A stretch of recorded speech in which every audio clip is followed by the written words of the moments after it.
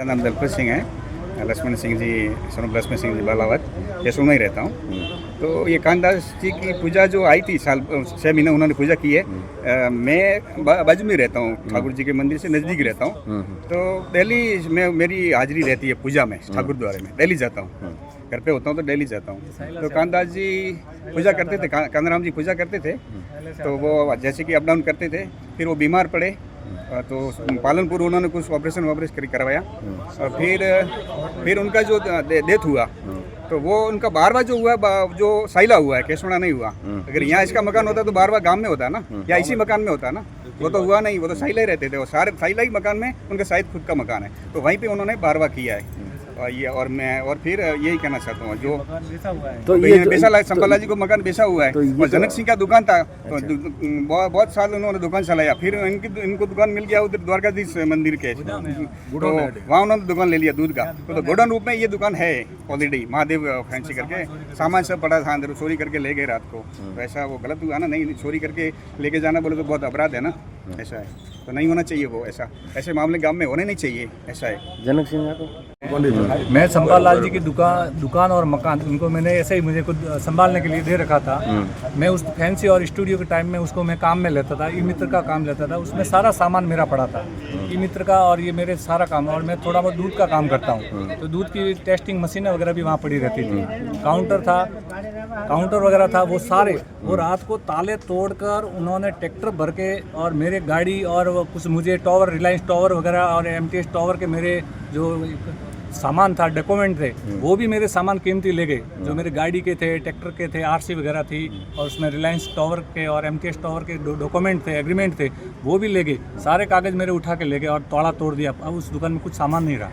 अच्छा, ये जो वो पार्टी वो आरोप लगा रही है कि भाई अगर ये मकान बेचा है तो बिजली का बिल तो 20 साल बाद भी इनके नाम से आ रहा है। एग्रीमेंट कर रखा है, उसके नाम से बिल था कानाराम का, उसमें लिखा हुआ है। बिल भरता कौन था? भरता मैं भरता था। अच्छा, उस बिल को मैं भरता था। उस दुकान पर मेरा ऑलरेडी नाम लिखा हुआ है, मेरे फ़ोन नंबर है, बिल पर मेरे फ़ोन नंबर है। जो मैं भरता था उस बिल में मेरे ही नंबर आते हैं, जो मैं उस बिल से भरता था। मेरे ऊपर मैसेज आता है कि कितना बिल आया, मैं बिल भरता था।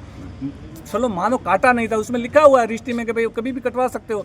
कटवाया नहीं है, ये कोई गलती तो होती नहीं है। मकान में ऑलरेडी उस मालिक ने लिख के दिया है कि ये बिल इसके नाम का, ये कभी भी कटवा सकता है। अच्छा, इस अवधि में आपके और इनके कान्नाराम जी के परिवार के साथ अच्छे संबंध थे? अच्छे संबंध है हमारे परिवार टर्म से, उसके साथ और उसके साथ उसका परिवार। ये तो इन्होंने भू माफियाओं के साथ साठ गांठ करके इन्होंने ये काम किया है। ये तो गरीब आदमी है, इसने तो साठ गांठ करके कोई पैसा का सौदा हुआ होगा इसके साथ, तब बेचने के लिए बरगलाया होगा। हाँ, बरगलाया ये भू माफिया के साथ। बाकी ये तो पुजारी है, इसके पास काम, ये साइला रहता था।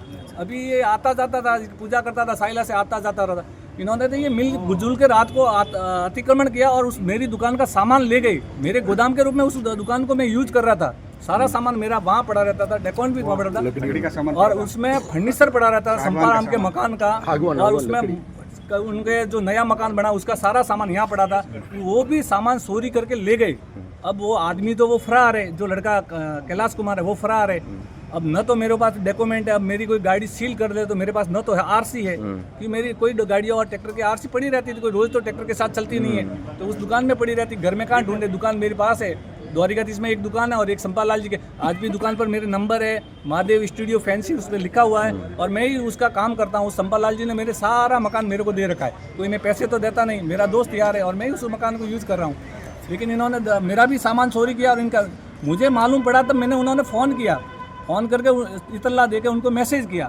तब पुलिस ने आके कार्रवाई की और उनको वापस बाहर निकाला और कोर्ट ले गया। कोर्ट से वापस इनको जमानत हुई तो उन्होंने वापस ताले लगाया, वापस ताले तोड़ के वापस वो उसके अंदर घुस गए। किशोर भारती, वो स्वामी कैसोड़ा। ये मकान जो चंपालाल जी ने पहले खरीदा आज से 2006 में, और कानाराम ने बेचा है। फिर इनके बाद उसके कई दिन से चंपालाल जी के पास कब्जा था। इनका मकान दूसरी निर्माण हुआ, उसमें भी इन्होंने बड़ा कारीगरों ने काम किया, मशीनें सब अंदर थी, और सबका दुकान किराए दी हुई थी संभालने के लिए जनक सिंह को। ये दिवाली के दिन कादाराम तो डेथ हो गई है, और चंपालाल जी भी हो गई, उनके लड़के। कादाराम के लड़के ने आके वहाँ ज़बरदस्ती कब्जा किया, और जनक सिंह दुकानदार इनके अंदर का जो सामान था सारा बाहर ले जाकर कहीं डाल दिया है। फिर देसावर से आया नवीद, इन्होंने की यह शिकायत, तो FIR दर्ज कराई। जब पुलिस आई थी, दिन दहाड़ आई थी पुलिस, पूरा गाँव वहाँ इकट्ठा हुआ था, और इनको मुलजिमों को पकड़ने के लिए आई थी। जब वो खुद जो मुख्य आरोपी था वो तो वहाँ से फरार हो गया, आता ही है, और औरतें थी वहाँ बैठी। उनको पुलिस पकड़ के लेके गई है। और फिर उसकी बच्चियाँ साथ थी, वो बच्चियाँ अपना उसके पड़ोस के भाई के घर गई, तब पुलिस ताला लगा के गई है। किसी ने कोई ज़बरदस्ती हाथों हाथ लगाया नहीं, लेडीज़ पुलिस थी और पूरा गांव खड़ा था वहाँ, करीब 200-300 आदमी उनके सामने लेके गई है। फिर ये दे रहे हैं गलत हुआ कि हमारे सब पकड़ लिया, रात को ले गए, रात को कुछ नहीं हुआ है, सब दिन को हुआ है। और फिर वापस वो जमानत होकर आया, जब वापस औरतें तब वापस उन्होंने ताला तोड़ के, पुलिस का दिया हुआ ताला तोड़ के और कब्जा कर लिया है। और वो जो मुख्य आरोपी है वो अभी तक फरार है, वो आ रहा नहीं, ना सामान बरामद हो रहा हमारा।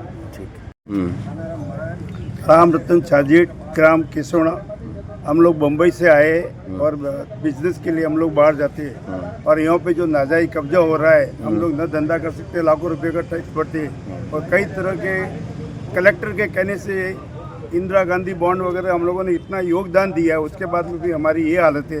कमाना जाना जरूरी है, ये जो कब्जा हो रहा है उसके ऊपर सरकार विचार करे और हमें सहायता दे। क्या मामला हुआ, क्या था? हमने जो प्लॉट 20 साल पहले खरीदा था, ठीक है। चंपालाल जी गोड़ा बोलो कि उनकी जो पुत्र है, तो वो यहाँ नहीं रहते, नेलूर आंध्र में या तमिलनाडु में रहते हैं। तो उनके कब्जा उन्होंने वापस जिससे लिया था, उनके परिवार वालों ने वापस कब्जा ले रहे। जिन्होंने बेचा वो तो गुजर गए, उनके बच्चे लोगों ने नाजायज कब्जा किया है और ताला तोड़ के अंदर से सामान भी लिया है। तो ये जो घटना है वो हमारा समाज वैसे भी कमाने के लिए बाहर जाता है, तो ये दादागिरी नहीं होनी चाहिए। समाज और शासन हमारी सहायता करे। ज्ञापन दिया आज? ज्ञापन भी दे रहे हैं और जैन समाज इसका पूरा खंडन करते हैं कि इस रंग का कार्य सरकार की सहायता से ठीक होगा।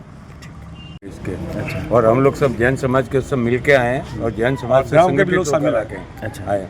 और जो भी कार्रवाई हुई थी वो दिन दहाड़े हुई थी। ये मतलब ये सब वायरल हो रहा है कि भाई रात में कार्रवाई की गई, कोई रात में नहीं हुई। पुलिस वालों ने दिन में कार्रवाई की थी, दिन में खाली करवाया था, लेकिन जमानत होने के बाद वो वापस रात को आकर अंदर घुस गए हैं। तो हमारी कलेक्टर साहब से और एसपी साहब से विनती है कि जल्दी से जल्दी इसमें कार्रवाई करें, इसको खाली करवाएं और जिसका भी जगह है उसको सुपुर्द करें।